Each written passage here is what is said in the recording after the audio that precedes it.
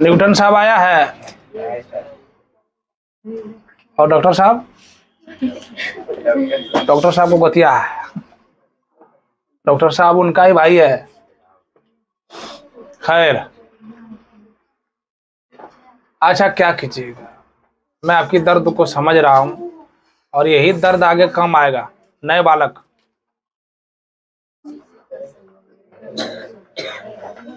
नए बालक, ठीक है, टेंशन मत लो, पढ़ो। कौन है जी उधर? बात समझ में आई? पढ़िएगा कि गुहार जाइएगा? अरे पढ़ने का मूड बनाइए ना, पढ़ने का मूड बना लीजिए।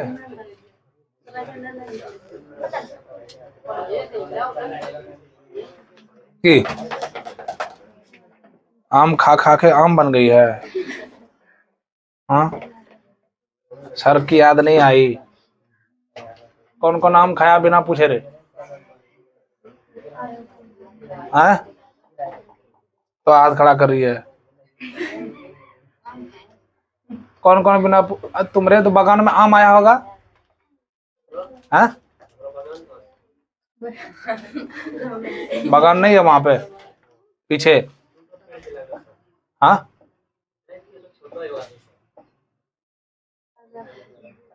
तो उसमें आम नहीं आया? खिलाने का मन नहीं तो आम ही नहीं आया।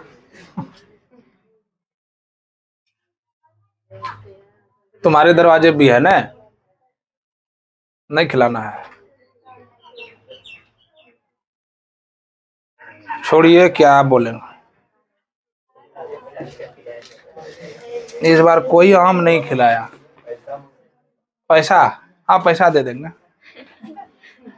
पहले आम तो खिलाओ, बे पैसा दे देंगे।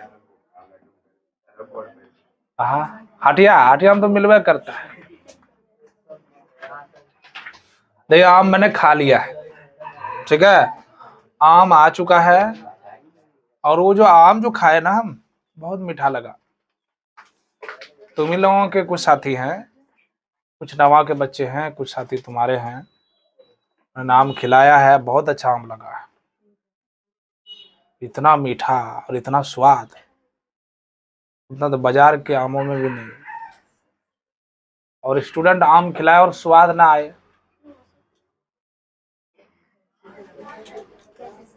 ऐसा हो सकता है? तुम काहे नाराज है? अब ठीक, अब हंसी तो ठीक है। समझ में आया कि नहीं? हाँ, आम आया एक पन्नी में जो बड़ी वाली होती है ना। अब तुम मत मांग लेना कि हमको भी खिलाओ सर। और पेड़ का पका हुआ आम, गैस का नहीं। आनंद ही आनंद था। फ्रिज वाले पानी से उसको धोया, ठंडा किया और खाया। पानी तो नहीं आ रहा ना? बाकी आप खाएं तो मन से खाएं, गैस वाला ही सही है, लेकिन मन से खाएं और बढ़िया से खाएं, ठीक है ना? हम खिलाएंगे तो कितना अच्छा लगेगा फिर। आपका जब आम इतना मीठा लगता है, हकीकत में मीठा था, पेड़ का तो आम मीठा ही है, गैस का नहीं। अब ये नहीं पूछ लेना कौन खिलाया सर, पता चलेगा तुम वहां फिर चले गए कि बारिश सर ने भेजा है आम खाने के लिए, है ना? तो मना तो नहीं करेगा, दे ही देगा। चलो पढ़ो।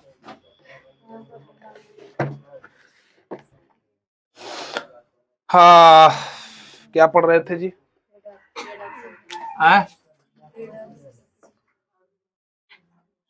रेडॉक्स अभिक्रिया पढ़ लिए, किसे कहते हैं जी? रेडॉक्स अभिक्रिया।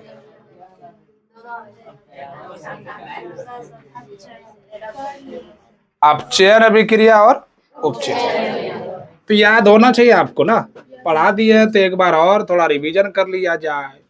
उपचयन अभिक्रिया को अंग्रेजी में क्या कहते हैं?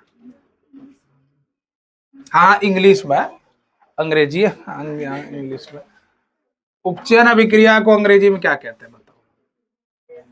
Oxygen, oxidation. किसी कहते हैं ना कि जब क्लास में हम पढ़ाएं तो वहां हमारे साथ बोला कीजिए।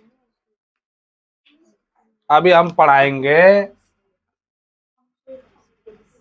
रेंसिडिटी। अब कोई बच्चा नहीं पढ़ पा रहा है तो कहेगा रनसिम ड्यूटी है, यही चीज तो है। अभी पढ़ाने वाले आगे, अरे कोई बात नहीं है, वो रनसी होगा और ड्यूटी लिखा होगा सर ने, ड्यूटी हो गया। वहां कुछ लोग ड्यूटी दे रहे होंगे रनसी में, इसलिए उसका नाम रनसी ड्यूटी पड़ गया। तो ये भी दिमाग लगता है, जब आप नहीं जानते हैं तो कुछ से कुछ दिमाग निकालता है, ये होगा वो होगा। इसलिए यहाँ पर आपको क्या करना है, पूछना है और बोल बोल के भी देखना है कि कहीं कहीं गलत ना हो जाए। समझ में आया कि नहीं आया? हाँ, आप आगे पढ़ेंगे तब वहां समझाएंगे। तो रेडॉक्स रिएक्शन में दो रिएक्शन आते हैं, पढ़ा रखा। रेडॉक्स रिएक्शन पढ़ाया था, कोई भी रिएक्शन जिसमें ऑक्सीडेशन और रिडक्शन रिएक्शन दोनों हमेशा साथ साथ होते हैं उसे कहते हैं क्या? Redox reaction. कौन सा रिएक्शन? तो भाई साहब हम बोल रहे हैं तो कौन सा रिएक्शन? बोलने से भी क्या याद? बात समझे? अब जो नया बालक आया है, कोई बात नहीं, उसको समझ नहीं आएगा, वो धीरे धीरे आएगा। और आज ही आया और कहेगा क्या सर पढ़ा रहे हैं, पक्का ही बात है, इसमें कच्ची बात तो आई नहीं, पक्की बात है। अभी बीच में आएगा तो उसको थोड़ी सी दिक्कत, थोड़ी सी क्या दिक्कत हो, तो धीरे धीरे उसका क्या होगा, ठीक ठाक हो। उपचयन अभिक्रिया और क्या है, अपचयन अभिक्रिया। बात समझ में आ रही है कि नहीं आ रही है? अंग्रेजी में रिकैप करवा रहे हैं आपको, ऑक्सीडेशन रिएक्शन, और इसे क्या कहेंगे भाई, रिडक्शन रिएक्शन। कौन रिएक्शन? हाँ, बात समझ आई? उपचयन अभिक्रिया वो अभिक्रिया होती है जिसमें ऑक्सीजन का क्या होता है, संयोग। याद है? याद है? वाह।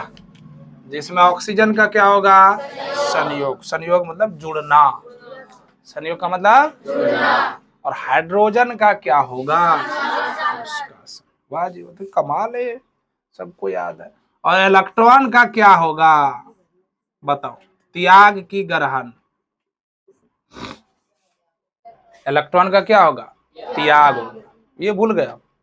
इलेक्ट्रॉन का क्या होगा, इसमें बताइए क्या होगा, ऑक्सीजन का निष्कासन, हाइड्रोजन का प्लस लगाने का मतलब, इलेक्ट्रॉन का क्या।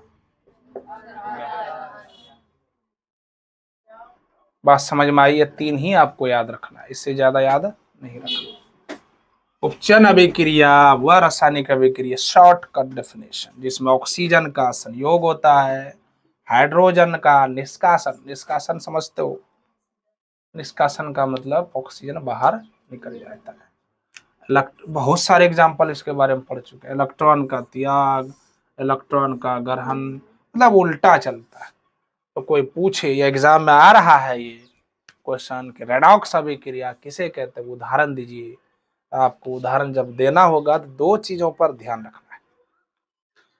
ध्यान क्या रखना है कि उसमें उपचयन अभिक्रिया भी हो रहा हो और अपचयन अभिक्रिया भी हो रहा हो।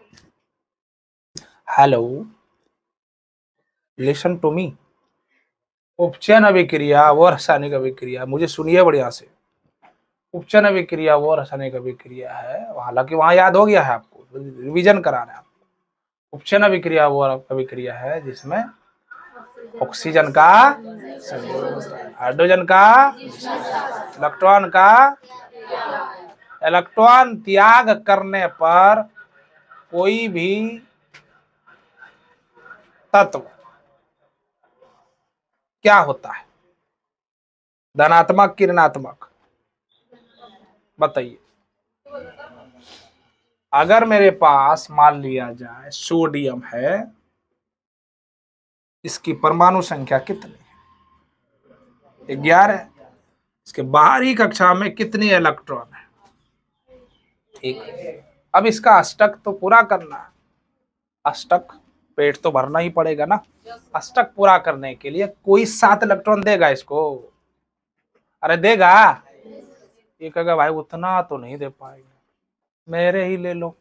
तो एक दे देगा किसी को।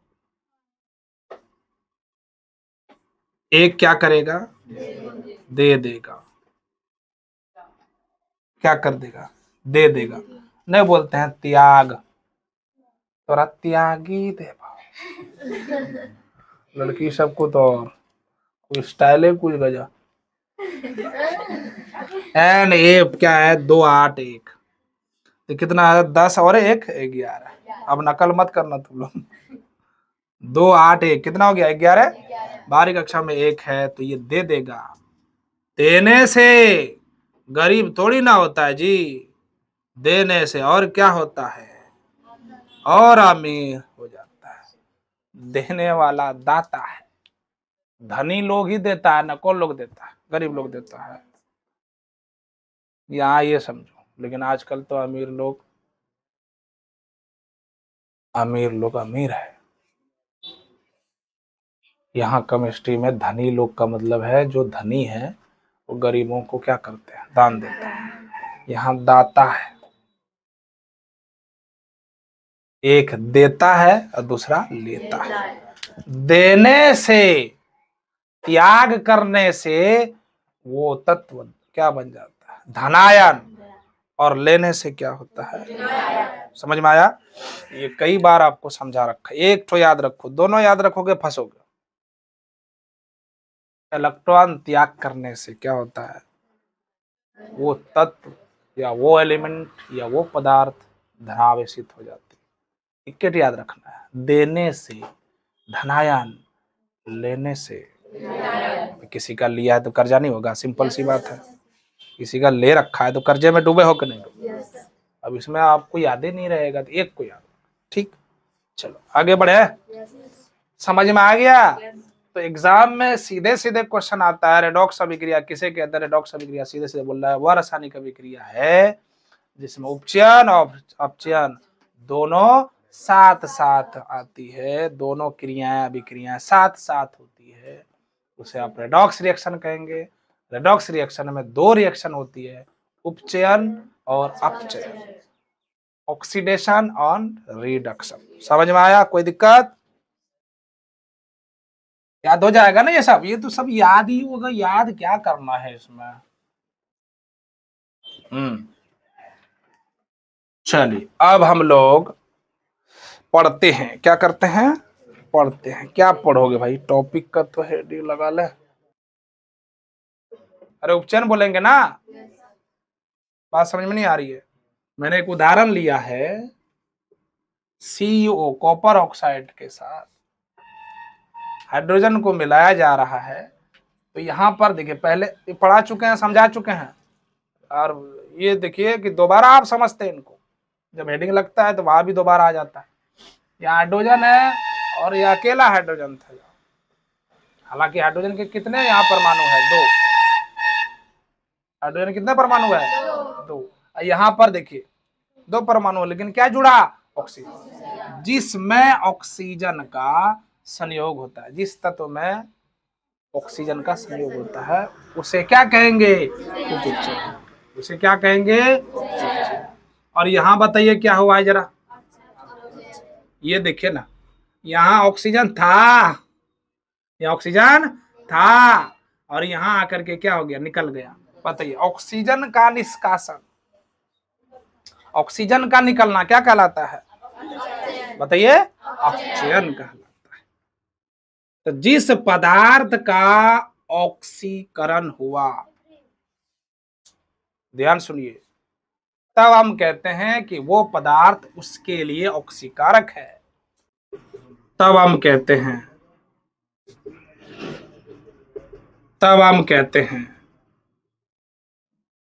कि पदार्थ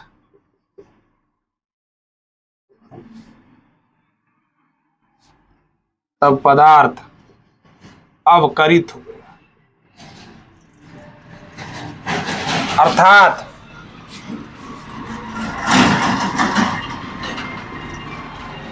कोई दिक्कत, अर्थात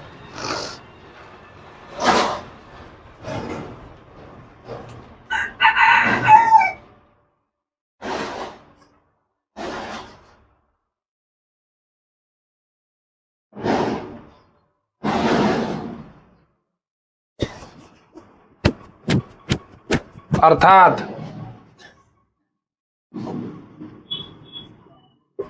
जिस पदार्थ का ऑक्सीकरण होता है उसे ऑक्सीकारक कहते हैं।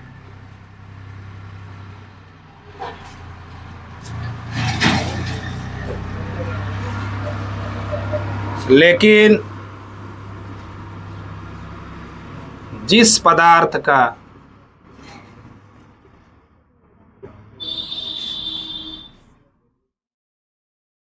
अवकरण होता है उसे अवकारक एजेंट कहते हैं या अभिकर्ता कहते हैं।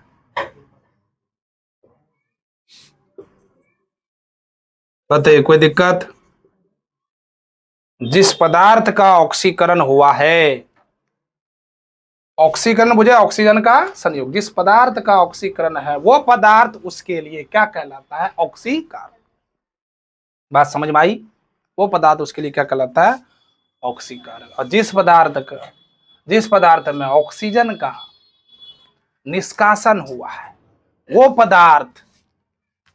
पदार्थ उसके लिए क्या कहलाता है? अपकारक एजेंट कहलाता है। कोई दिक्कत यहां तक? बताइए कोई दिक्कत? समझिए कोई दिक्कत,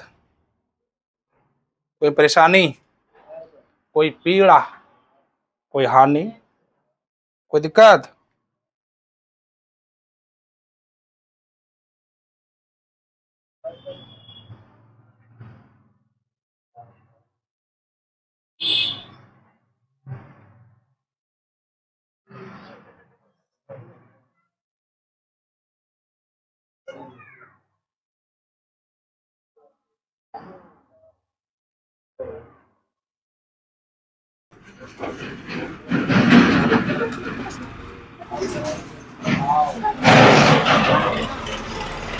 विकृत गंधिता, अंग्रेजी में इसे रैंसिडिटी बोलेंगे। यहां पर यही टॉपिक पढ़ के आपका कहानी खत्म हो जाएगा। बाकी इसमें दहन टाइप्स हैं वो आगे पढ़ेंगे अगले अध्याय में, मतलब धातु जब आएंगे ना वहां दहन वगैरह पढ़ेंगे आप। फिलहाल यहाँ पर आप विकृत गंधिता। उसके बाद है दैनिक जीवन में क्या होता है? ऑक्सीकरण और अपकरण के प्रभाव में आप जैसे भोजन करते हैं, बायोलॉजी में पढ़े हैं, भोजन का पाचन पढ़े कि नहीं पढ़े? भोजन का पाचन हो रहा है ना, जैसे रोटी सोटी खा रहे हैं उसको चबा चबा के पूरा चबा रहे हैं, ग्लूकोज, और वो ग्लूकोज किस में बदल जा रहा है? ग्लाइकोज। ठीक है, उससे एनर्जी मिली, पचा, अवशोषण हुआ, उससे बॉडी के जितनी भी सेल है कोशिकाएं हैं वहां तक एनर्जी पहुंची, जिससे इंसानों को क्या मिला? बल मिला। ठीक है ना? तो पहला स्टेप्स हो सकता है इसमें उदाहरण में कि डेली लाइफ में ऑक्सीकरण और अपकरण के प्रभाव में भोजन का क्या आ सकता है? पाचन आ सकता है। क्या है इसमें? भोजन का पाचन। उसके बाद है विकृत गंधिता। असल ये है एग्जाम में कभी कभार ऑब्जेक्टिव में या सब्जेक्टिव में आपको हल्का फुल्के अंदाज में क्या कर देगा? पूछ देगा विकृत गंधिता।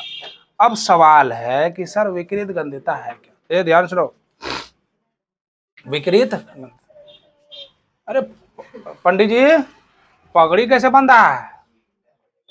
वाह जी वाह,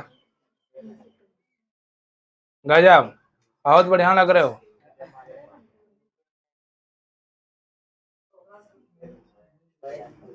अबे पढ़ो ना, अब बोल दे, फुस फुस का करता है ध्यान तो।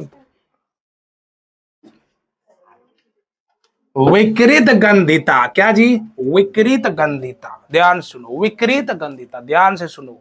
विकृत अंग्रेजी में रेंसिडिटी। क्या? रनसिम ड्यूटी।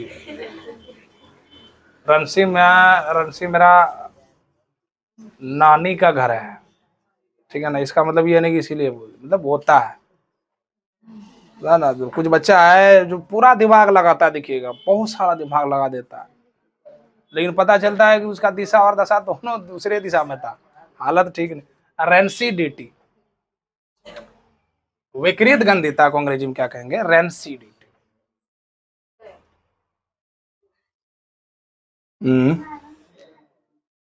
हंस रही है। विकृत गंधिता, इसका माने सीधा सीधा है कि भोजन में जबरदस्त बदबू आना। एक बच्चा पूछ रहा है कौन सा सर? इसका दूसरा नाम कह सकते हो बासी भात, बासी भोजन। खाए हो मसाला डाल के? हम जब खाए थे तुम कौन खाए हो? सब खाते हम लोग। जुट्ठो का अपने आप को बचा रहे, नहीं खाते हैं? खाते नहीं है क्या? हाँ अब नहीं खाते हैं, नहीं खाना चाहिए, नहीं खाना चाहिए। देखिए आपने देखा होगा जितना भी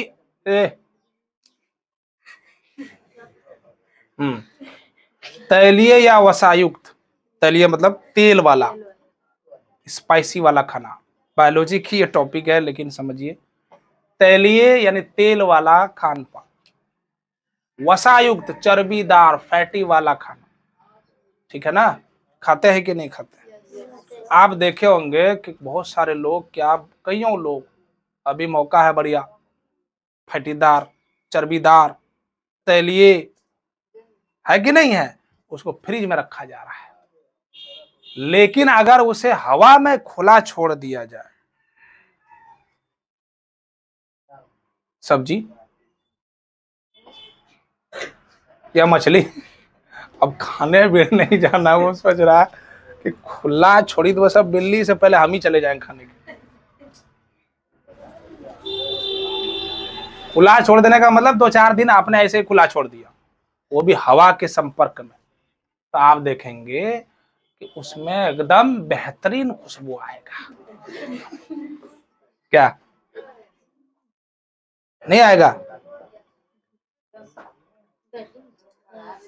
अरे बोलो ना, आगे बैठती है कुछ बोलती है, खुशबू आती है। अरे क्या आएगा उसमें?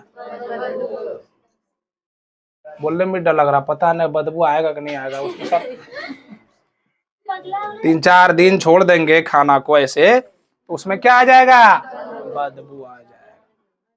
तो कोई भी खाना पीना, सुनिए बढ़िया से, तैलीय पर, जैसे मान लिया जाए रात में मम्मी ने आपका सब्जी बनाया, आलू की सब्जी, गप नहीं की, गप करेंगे क्लास अभी बंद कर देंगे, वैसे भी आप चाहिए रहेंगे जखनी छुट्टी दे कख नहीं दे घरे जाओ। क्या बोल रहे थे? क्या बोल रहे थे? हाँ मतलब आप तो बनाते नहीं हैं, आप स्टैंडर्ड है ना, आप भी बनाना सीखिए। आता है बनाने के लिए? आपको आता है? हाँ? अब इतना देखिए, यहाँ आप पढ़ रहे हैं, आप फिर इंटर में जाएंगे, फिर आप बीए में जाएंगे, एमए ओमे सब कर लेंगे, सब चीज कर लेंगे, लेकिन यहाँ की मिट्टी में पता है ना खुशबू है नहीं। अब शहर से ले जाएंगे, वहां गोबर देख के कहेंगे वाटा गोबर है? अरे हमने कुछ कहा सुना तुमने? ध्यान नहीं, गोबर मुहा।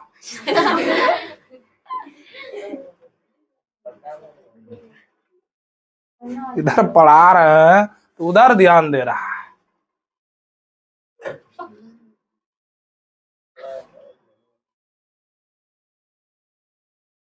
जो उलविसी कर रहा है उससे सवाल पूछा? अभी देखिए माथा एकदम एकजुट है, कंसंट्रेट हो जाएगा पूरा। हाँ सर, अब ठीक परेड सावधान और विश्राम में आ जाएगा। वैसे की तरह सिंह चला रहा है इससे वैसे। बड़ा बेटा तुम्हें वो बोल रहा हूं, तुमको भी फायदा हो, बगल वाले को फायदा हो। सहजीवी का नाम सुने हो? अरे सहजीवी का नाम सुने हो? वो देखा है क्या कहते हैं बगुला? अब बगुला वैसे आके पीठ पर बैठता है। क्यों बैठता भाई? ऐसे कि दुनिया कितना बड़ी है, कितनी लंबी चौड़ी है, ऐसे? अबे फायदा के लिए फायदा के लिए बैठते हैं। कौन सी फायदा के लिए? बगुला चमड़ी पर जितने भी खट्टी पट्टी है, खटिया बोलते हैं उसको, क्या बोलते हैं उसको, या कान के पास वो जाते हैं, गुज्जू, छिया, अंग्रेजी में बोलो फाय फाय, ठीक है। तो किसके पास जाते हैं? कान के पास। सारे गुज्जू खा लेते हैं। कौन? बगुला। बगुला का पेट भर गया। अब भैंसिया एकदम मस्त है, भैंसिया भी सोच रही मेरा कानों साफ हो गया। पीछे वाले ध्यान बिल्कुल नहीं दे रहे हैं। छोड़ दे क्या? तो पढ़ो ना, जब हम पढ़ा रहे तो पढ़ो। तो बगुला को भी फायदा हो गया और आवाजें नहीं निकल रही। मेरी आवाज वहां तक पहुंचाने की जिम्मेदारी, तुम्हारी आवाज यहां तक नहीं आ रही। बगुला को भी फायदा हो गया और भैंसिया को भी फायदा हो गया। इन दोनों प्राणी एक दूसरे की मदद ले रहे थे, इसका इसलिए नाम पड़ गया सहजीवी। किस क्लास का है जी? 7 क्लास का है। 9 7th क्लास का। बढ़िया से तो 7th क्लास में दे रखा, फिर 9 में। 9 में कहाँ है? अब पढ़िएगा ना तो चैप्टर, टॉपिक, पेज नंबर सब चीज याद रहता है। जब पढ़ेंगे और आपसे क्वेश्चन पूछेगा तो मेमोरी में जितने कॉपी पेज है ना, वो फटाफट पलटेगा। ऐसे क्वेश्चन पूछेगा तो नहीं पूछे तो बैठ खत्म खत्म। बात समझ में आ रही है? तो क्वेश्चन जैसे पूछता है ना, दिमाग पे बात आती है। ओ हो वो क्वेश्चन पूछा, पेज नंबर, चलो कोई बात नहीं, इतना तो पता है कि कॉपी के बीच वाले पोर्शन में यहाँ पर होगा क्वेश्चन, इसका आंसर यहाँ होगा, इतना पता चल जाता है। अब नहीं पढ़िएगा तो कैसे होगा? होगा? होगा ही नहीं। बात समझे कि नहीं समझे? अभी पूछेंगे इनको कि समीकरण को संतुलित करें तो इसको खोजने में कम से कम 10 मिनट लगेगा। नहीं लगेगा? 10 मिनट तो पक्का 5 मिनट लगेगा। इधर उधर इधर उधर, जो रोजाना पढ़ते हो याद हो जाता है। घर को याद करना पड़ता है कि उसी गली से जाएंगे, रटते हैं और ऐसे जाएंगे हाजी साहब के घर से, इधर जाएंगे, फिर इधर से रट रहा है, रास्ते में रटता है। प्रैक्टिस ना हो गया है तो जब पन्ना आप उल्टाएंगे ना, वहां याद हो जाता है आपको। बार बार चीजों को देखने से याद हो जाए। कितना बोलेंगे सर याद हुआ है ही सर। अभी इनको पूछेंगे कि समीकरण कहाँ है तो इसको अभी पता ही नहीं चलेगा। मैं कॉपी में है, टेंशन होते। सही बात है कि नहीं बताइए? अरे कोई सवाल करते हैं तो कॉपी ढूंढते हैं, मैं कॉपी में चलेगी या कॉपी फोटो कॉपी घर है मुगलो, इतना भी याद नहीं। इसका मतलब क्या है? इसका मतलब आप पढ़ नहीं रहे हैं। पढ़िए, समझे? और मोबाइल में जो लगे रहते हैं ना 24 घंटा, पता चला है मोबाइल का सेवन कम कीजिए, दूध का सेवन कीजिए, दही के शक्ल में। समझ में आया? दूध नहीं पीना, डायरेक्ट क्या पीना है? दही पीना है। दही को लस्सी के शक्ल में लाना है और पीना है। जय जवान जय किसान बैठा हुआ देखिए हैं? तो हम लोग किसान के बेटे हैं, तो किसान वो भी है देखिए, एकदम पूरा वही एकदम रूप धारण करके बैठे हुए हैं। पंडित जी देखो विकृत गंतिता। समझ में आया? मम्मी ने आपका खाना बनाया, रात में बनाया, और सुबह आपने देखा कि उसमें ताबड़तोड़ बदबू आ रहा है। रात का खाना सुबह खाते हैं, उसको कहते हैं बासी भोजन। कौन सा भोजन जी? बासी भोजन। सर की पढ़ाई सर, तब कौन भोजन करते हैं? अब बहुत आदमी को बासी भोजन मजा आता है, हमको भी मजा आता है, लेकिन हाँ अब इतना खराब ना हो जाए कि चिपचिपा हो जाए वो, तो 10 पानी से धो रहे हैं आप उनको, ये भी नहीं। बासी भोजन कुछ खाना बनाया उसमें देखिएगा, उसमें आप तार छोड़ने लगेगा, सब्जी हरे रंग करवाए ना एकदम तार छोड़ते, और लाइन में हम नहीं जोड़िया वहां करंट में। अरे भिंडी भिंडी खाए हो? भिंडी को पानी में धो करके डायरेक्ट लोहाटी में बनाओ सब्जी, देखना कितना बढ़िया से बना लो, फिर भी वो सब्जी तार ही छोड़ेगा। कौन वाला तार? ये वाला तार, लंबी लंबी तार। तो भिंडी को पहले आप धो ले, है ना, बना ले, या तो पहले आप उसे सुखा ले या जैसे भी करो, कभी भी धो धा के नहीं बनाओ, तार ही छोड़ेगा।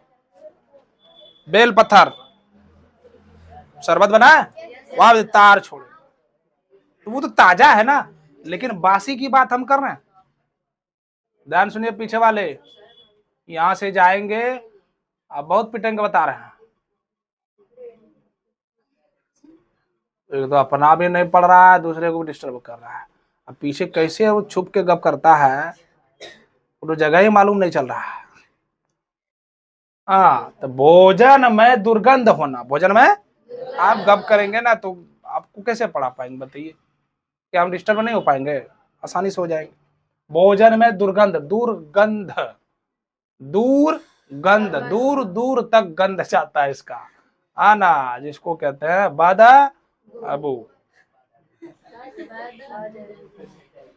बाद मना बुरा, अब बोम ना क्या, बोम ना महक, खराब महक। अभी उधर उधर जाएंगे देखिएगा, नाक नहीं दिया जाएगा। अरे गए हो आसपास में देखे हो, कितनों समझा लो पब्लिक को कि भाई थोड़ा सा परहेज कीजिए आप। मंजूर है नाक दाबना उस जगह जाके, लेकिन आप जो कह रहे हैं वो करने वाले नहीं है। अरे भाई कम से कम ये सोचना चाहिए लोगों को, एक हमको भी परेशानी हो जाएगी, दूसरों को भी परेशानी। बात समझ, हम क्या बोल रहे हैं समझ रहे हो ना? समझ रहे हो कि नहीं समझ रहे हो? क्या कीजिए, बात समझ रहे हो? कोई भी आदमी देखिएगा, इधर जाइएगा उधर बकरी मार देगा, फेंक देगा रास्ते पे, वो ये आदमी नहीं चाहेगा, कोई भी नहीं चाहता है कि उसको हटा दे। मंजूर है, ये बिल्कुल गवारा नहीं उठाएंगे उसको, ये गवारा जरूर है कि वो जगह जाके सूंघ सूंघ के नाक दबाएंगे। क्या सही बात है कि नहीं है? है? मजा आता है क्या? है? तो समझ में आया दुर्गंध, रेंसिडिटी समझ में आया? अब कहोगे कि सर तब क्या किया जाए, तो विकृत गंधिता क्या होती फिर से समझा जाए। आपने मान लिया जाए मछली बनाई, ठीक है, रात में बनाया मछली, रात में आप खा ना सके, सो गए से, घर वाले नहीं उठाया, सुबह उठे तो पहले लोहियाल जाई देखे, लोहियार की हाल किसी कारणवश से ना आपका लोहिया में बदबू आ रहा है, चौपट राते में खा ले तो ठीक रहता है, फ्रिजो में देना भूल गए इसको, गर्मी का हवा में खुला था, तो हवा में खुला छोड़ देने पर ना ऑक्सीकरण होने के बाद उसमें ताबड़तोड़ बदबू आ जाता है। और वो कौन से होंगे? तैलीय या वसायुक्त पदार्थ, खाद्य पदार्थ, खाने वाली चीज। बात समझ में आई? तो बदबू आ गया, तो रात का खाना सुबह खाते हैं, इसी को कहते हैं बासी खाना, बासी भोजन। बात समझे कि नहीं समझे? तभी तो महक रहा है, जिसको देहाती भाषा में क्या बोलते हैं, आसलाए गेलो, अन्ना तो भोजन सड़ी गेलो, असलाले में बोले, क्या बोलते हैं उसको? भोजन असला गया जी, बदबू आ गया। तो भोजन में बदबू आना, महक आना क्या कहलाता है? बात समझ में आई? तैलीय या वसायुक्त खाद्य पदार्थ कुछ लंबे समय के बाद रख देने से उसमें एक तरह का बदबू आ जाता है, महक हो उठता है, जिसे विकृत गंधिता। चिप्स देखे हो, चिप्स खाए हो? मजा आता है ना, फाड़ फाड़ के इतना बड़ा पुड़िया, 4 दाना, माथा तरवा, मगर 3-4 पुड़िया तकियार कम करे न करे, तकिया का काम करेगा कि नहीं करेगा? वो चिप्स किसका है, जिसका भी हो, हम उस पर नहीं जाना चाह रहे, लेकिन चिप्स खाते हैं कि नहीं? आलू का चिप्स खाते हैं? नहीं, क्या खाते हैं? कभी ये सोचा है कि उसमें जो चिप्स है वो खराब नहीं हो रहा है ना? महीनों 2 महीना साल भर से दुकान में रखा हुआ, वो खराब नहीं हो रहा, देखा है कभी? लटका हुआ नहीं देखे हो? कहीं नहीं सर, ये खाए हैं, लटका हुआ नहीं देखे। पीछे वाला आलू की चिप्स खाए हो? छोड़ा तो नहीं होगा। तो बच्चा तो इतना चिप्स खाता है, इतना चिप्स खाता है, भोजन छोड़ देता है, वही खाएगा दिन भर, वही है, वो स्पेसी है, मसालादार है, उससे पेट भी खराब हो सकता है। लेकिन ध्यान दीजिए कि इतना दिन रहने के बाद भी वो आलू का चिप्स की थैली में जो आलू के चिप्स पड़े हुए हैं वो खराब नहीं होता। क्यों? क्योंकि उसमें ऑक्सीडेंट, प्रतिऑक्सीकारक,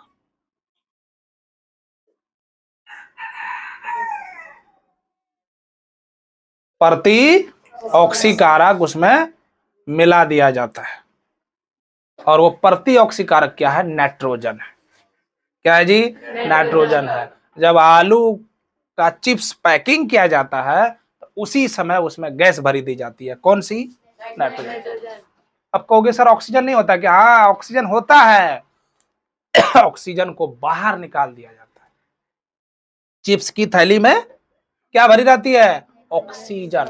और आपको पता है जब ऑक्सीजन किसी भी खाने वाले चीजों में संपर्क में रहेगा वो खाना खराब होगा, कोई भी चीज खराब होगा, खाद्य सामग्री क्या हो जाएगा? खराब हो जाएगा।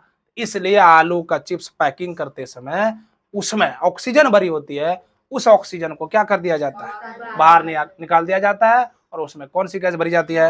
नाइट्रोजन। नाइट्रोजन गैस अब चिप्स को सड़ने, खराब होने नहीं देगा। तो याद रहेगा, चिप्स की थैली में, आलू का हो या किसी का भी थैली हो, जितना दुकान पे पड़ी हुई है, कौन सी गैस भरी रहती है? एग्जाम में आएगा, चिप्स की थैली में कौन सी गैस भरी रहती है? बताइए, कौन सी गैस भरी रहती है? Nitrogen gas. कोई दिक्कत? अब विकृत गंधिता समझ में आ गया। विकृत गंधिता क्या है? भोजन में दुर्गंध आना, भोजन में महक आना। बासी भोजन भी कहते हैं, रात का खाना सुबह खाते हैं, कौन सा खाना होगा वो? बासी खाना। उसे आप हवा में, है ना, खुले आसमान के नीचे ऐसे ही हवा में छोड़ देंगे तो कुछ दिनों बाद वो क्या हो जाएगा? खराब हो जाएगा। खराब होने के बाद उसमें ताबड़तोड़ और भयंकर क्या आएगा? बदबू आएगा। और इसी प्रक्रिया को कहता है विकृत गंधिता। डेफिनेशन चाहे तो आप लिख लिया जाए, ठीक है। तैलीय या वसायुक्त खाद्य पदार्थ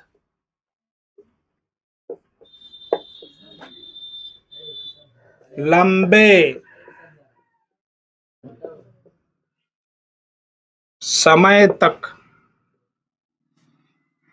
तैलीय या वसायुक्त खाद्य पदार्थ लंबे समय तक वायु में खुला छोड़ देने पर, खुला छोड़ देने पर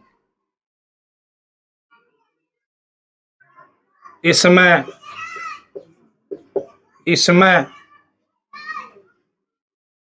एक, इसमें खास तरह की, या इसमें, है ना, क्या लिखेगा? तैलीय या वसायुक्त खाद्य पदार्थ लंबे समय तक वायु में खुला छोड़ देने पर इसमें महक या बदबू आने लगता है या निकलने लगता है। बदबू निकलने लगता है। इस क्रिया को रैनसीडिटी कहेंगे। क्या कहेंगे भाई? रैनसीडिटी कहते हैं। क्या कहते हैं इसको? रैनसीडिटी कहते हैं। क्या कहते हैं? रैनसीडिटी। खाना पीना को हवा में खुला छोड़ देने पर कुछ दिनों बाद इसमें क्या उठ जाती है?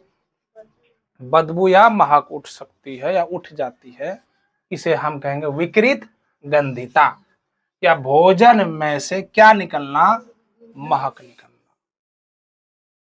इस तरह के भोजन को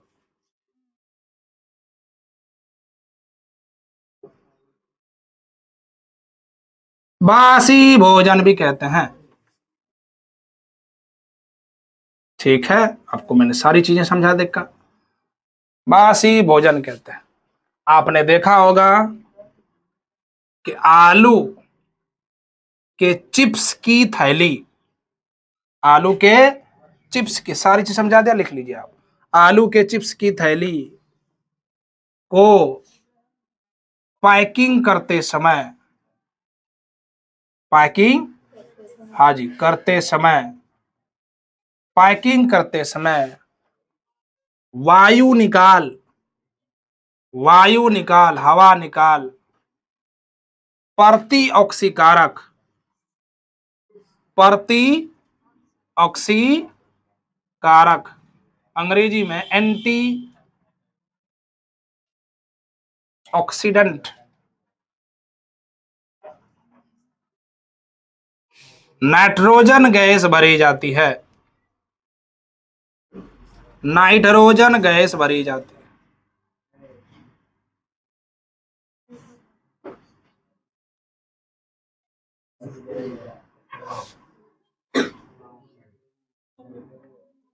नाइट्रोजन गैस भरी जाती है जिससे जिससे चिप्स की थैली